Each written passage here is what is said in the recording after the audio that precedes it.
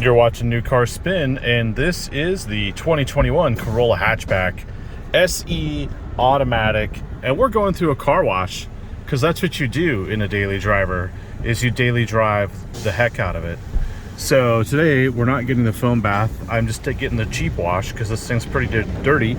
Let me turn the fan down here. I'm practicing my car review car washes. We don't have power folding mirrors, we don't have a sunroof, we don't have much going on back there. It's a pretty bone stock car, and you'd be surprised what the price is. When I get to the vacuum section, I'll show you the window sticker and a couple other things about this car. So as you can tell, it's not very well insulated. It's not dual insulated, dual laminated glass. It's pretty much a commuter car, which might be irrelevant these days, given that nobody really commutes. A lot of noise does transfer through into the cabin, I'll tell you that. On the freeway though, it's not as loud. There's really no wind noise. It's just that the sound of the metal shows that there's no real insulation between the metal and the rest of the car, like the headliner and stuff. Oh, I did get the spot free rinse. Dang, I could have saved 50 cents. As you'll tell, there are no air leaks, hopefully. Let's see if the wipers jump off.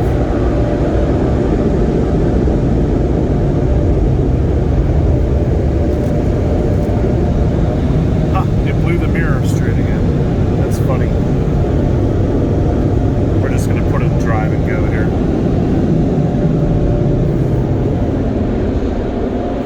Which is gonna be good. So yeah, I mean, why would you get a CUV when you can get the original utility vehicle, which is a hatchback? I mean, what came to the scene as a SUV was the Jeep Cherokee, and then in the 90s, the Grand Cherokee. You also had, in the late 80s, you had the Ford Explorer, and that's when everyone started getting vehicles that were higher up off the ground and had things like all-wheel drive. But here we are in the front-wheel drive Corolla, and it's pretty basic. But, you know, do you ever really use four-wheel drive unless it's snowing? Like, if you live in a place like Texas, I mean, for a daily driver or a commuter, how much do you really need to go into a vehicle with an investment-wise? All right, so let me show you. I have a few things to show you, actually. Let me share with you the window sticker first. Here it is. So if you took your guess, I took my guess. I thought it was $27,000. Just moderately priced with sort of like the same level entry or equipment as the Volkswagen Golf. But here we are. It's the Hatchback SE. It's supersonic red, made in Japan. 41 on the highway for fuel economy, which, you know, now that this is a commuter car, I guess that makes sense and you should pay attention to it.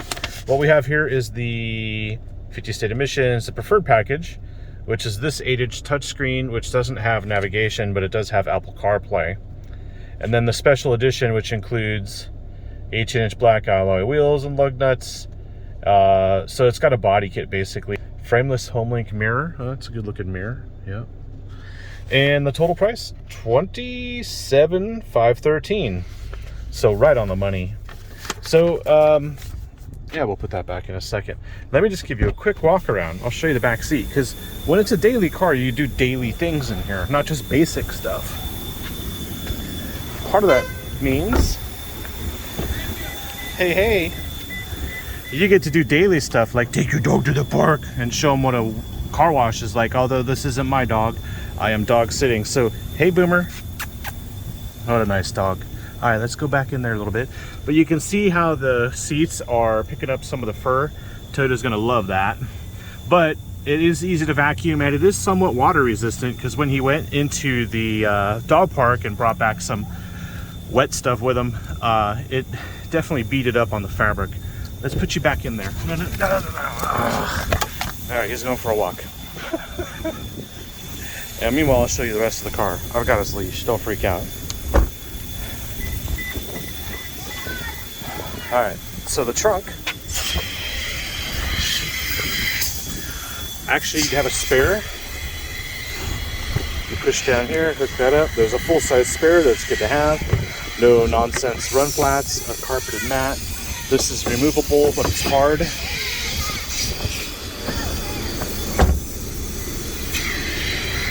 And the body kit's all good. You freaking out? And it does have the lower sections. The only thing that freaks me out about this car is the, well, that's why the wiper blades didn't lift up. They're aerodynamic.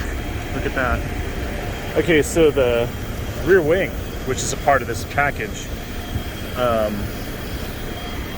looks like it would be a problem in the car wash, but it really isn't. So that's kind of cool. All right. Kramer, come on. Let's get back in here. So for pets, the only downside is there's no back air vent.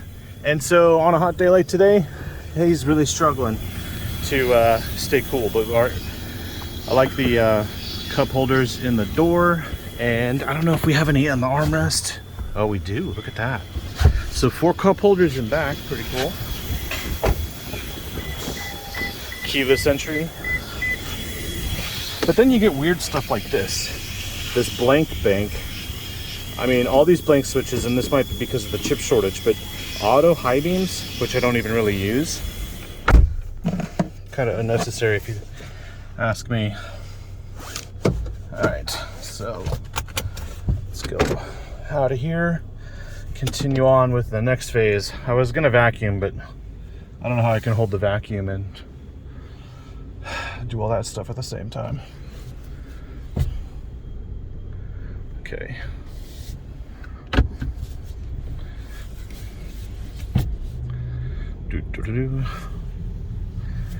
Let's see. Fuel economy is great. Acceleration is interesting because this is like a first gear plus a CVT, and you have a sport button, and more importantly than that, there's a traction control off button, which is nice to have, but there's also paddles to change gears. See this? Negative and positive. So downshift, upshift. I don't get it in a CVT. I really don't. It's basically faked gear changes. All right, let's go ahead here. We'll continue on with our dailiness. In sport mode though, it I'm not gonna say holds the gear, because it doesn't do that in a CVT, but it does have better acceleration, which is hard to explain in a CVT as well. But sport mode really does give it the beans, something you'd expect from a sport hatch, which this could be, although I've put it to the limit on corners, and I think these tires are not as good as they could be. Although Yale drove it, he can't be here today. I have Boomer in his place. Yep. But essentially, these tires are hampering this car's ability to cope with corners. And I think if they put on even better tires, it would be a joy to drive. But for now, they just howl, and I'm really finding the limit really rather quickly. So for me, yeah, I don't know if this is the first car I'd take as far as a cheap hot hatch, if it even is hot, because then we've got the Yaris GR to talk about, which is coming, maybe, but isn't here yet. So obviously the Yaris GR would be the end-all be-all of hot hatches on the Toyota side, and then of course you'd go to something like the Supra. So this is more or less something like, I can throw the dog in the back, he can do whatever he wants back there, with the exceptions of a few things, and then, you know, I don't have to care. So let's put all this back. And that's essentially where we're at. We have the pretty affordable, good-looking Corolla hatch, and I've driven it on a racetrack before with a car full of people, and it was fun. The only thing I would say is the computer's on the right, and the controls for it on the left, and the controls for the cruise are on the right. So when I see a display up there and it says, like, you know, refuel soon, you want to hit OK, I'm like, where am I hitting OK? I accidentally start hitting cruise control instead, so it's kind of annoying. And then if you go over, you never look over here to do something over there, so it's kind of weird. The other thing it has is auto hold, and an electronic parking brake. That is the way to go, especially in a front-wheel drive car. And on a daily driver, there's just less you have to do, and it's already automatic. You put it in park, parking brake sets.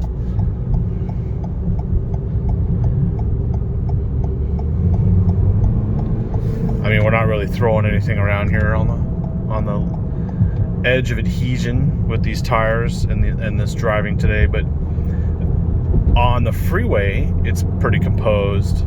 On the road, it's pretty composed. If I take it out of sport mode, it sort of dies down a little bit as far as the noise and the engine noise and exhaust. There's no fake exhaust sound.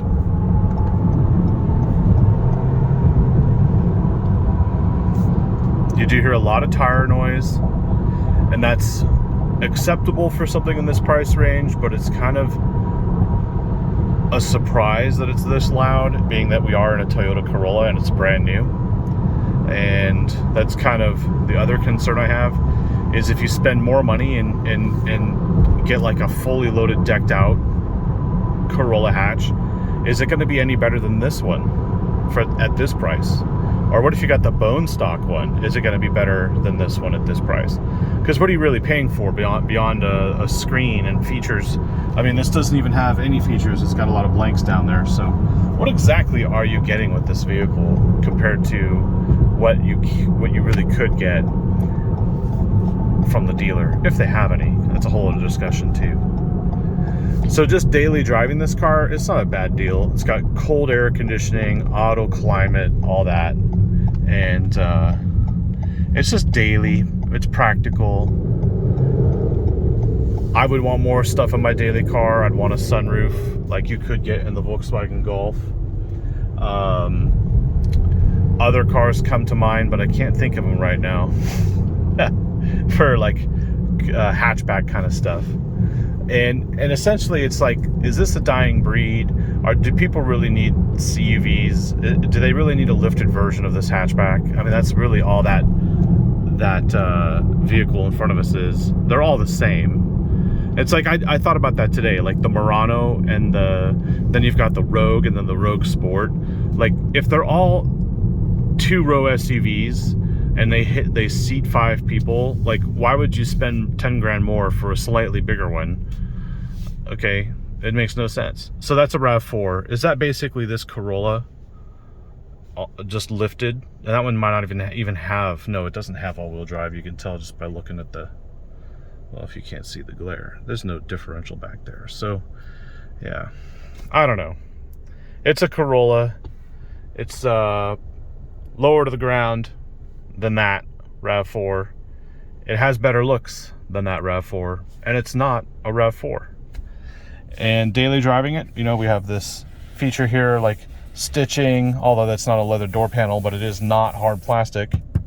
That is like just top notch. This is also a different material, but it's again not hard plastic.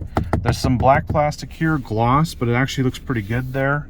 And we actually have auto up and down on all the windows, so we can auto up and down all we want.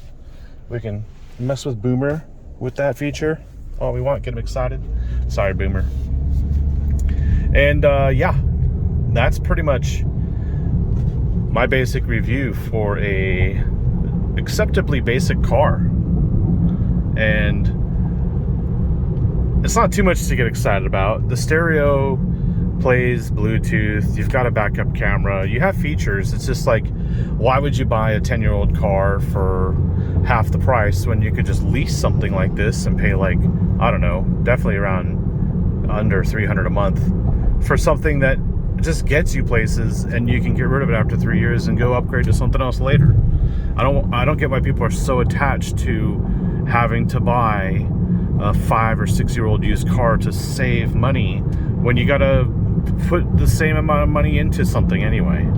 I mean, maintenance and tires and brakes, or you just get something new and roll off the lot, and we'll worry about it when you turn the car in. You know, hopefully you can get a better idea of what that means later. You know, when you put 20,000 miles on this car in 2 years and turn it in early on your 3-year lease and get a better deal on a Camry when you trade it in, and they'll waive your, some dealers will say like, we don't care about the tires or the brakes or the oil change. Like, they have to do that anyway by law in certain states. So again, it's a decent car for decent needs and decent people. And if you're not a decent person, obviously you're not, because you don't have a Corolla. But that's it. Like, these Corollas are just like that. I mean, they're like bread and butter staple stuff. They're not, they're outsold by the Camry and they're outsold by the Civic, right? But the Corolla is still robust. And, I'm sure you can get wireless charging down there. I'm sure there is a manual available, actually. Oh yeah, the Mazda 3 hatchback, which is much more expensive. So yeah, there's stuff out there. It's just like, how much money do you really want to spend on a basic car if you have basic needs? It's just get your car and go.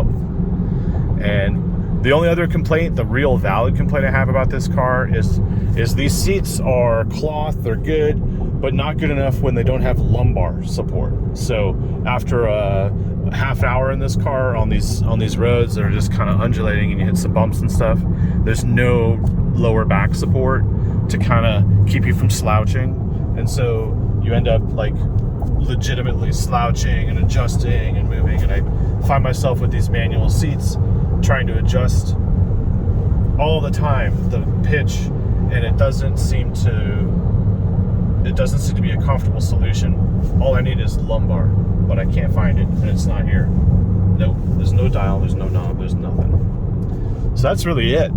Boomer and I have been going around town like crazy in this car for a couple days. Yale's driven it for a couple days. His input is that the tires are okay and the car actually scoots pretty good and the fuel economy is great. And yeah, beyond the little things, there's really nothing wrong with the car. And yeah, I think I'm just going to end it here because it's basic and it does things. So thanks for watching. Like, subscribe, hit the comment button, hit the notification bell thing, all that good stuff. Even if you watch this video and you don't like the car, still like the video so that other people can see it. And yeah, more stuff to come. I hope you enjoyed seeing Boomer. If you like Boomer, give Boomer a thumbs up. He'd really appreciate it. Right, Boomer? I don't even know what he's doing right now. All right. Cool. I'll see you later. So before I go, one last point to make. I don't think you guys really noticed what I was talking about here, but by putting a dog in the back in this car, you see what just happened there? He was able to jump in and out on his own because it's not a lifted CUV SUV like the one next to me. Your dog will be able to get in and out easily. That's the whole point of getting a hatchback, because if you have a dog and your dog is older or whatever, Boomer's still just a pup, but if you've got an older, bigger dog, this would be a much easier car for them to get in and out of than something like, I don't know, a CUV that's bigger for unknown, unnecessary reasons, especially when that's not all-wheel drive. So keep that in thought.